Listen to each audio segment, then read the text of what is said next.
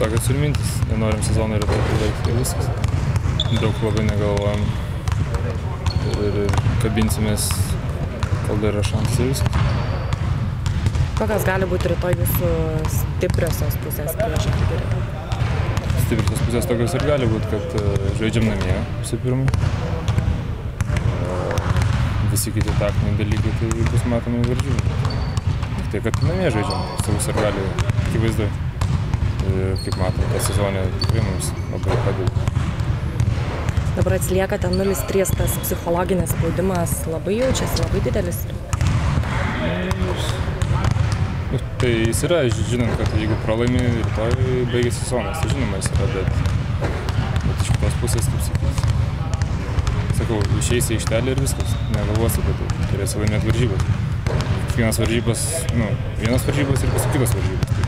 Galvoja apie rytojus varžybas, o negalvoja, kad reikia, kad išlyginti seriją, reikia dar 3 pergalių ir panašiai. Galvoja apie rytojus varžybas ir tiek. Kas atsitiko šeštadienį, kai baigėsi? Kas atsitiko šeštadienį? Kaip ir sakėm, iš vis tai mūsų sprendimai, mūsų planai nevykdėm trenerių nurodymų. Ir vėl tą pradžią varžybų sugriuvom, Žalgiris atitrūko.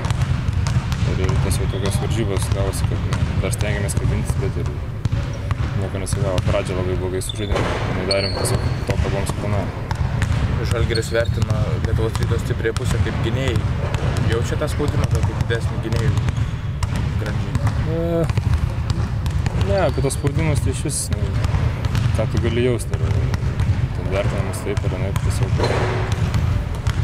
išeini ir darai savo darbą, o kaip bus taip. Svarbiausia, nereikia su trenerių nurodymų ir viskas pasimato aikštelėje. Sezonas į pabaigą, galbūt gali pakomentuoti, kaip pats vertinate savo žaidimą šį sezoną?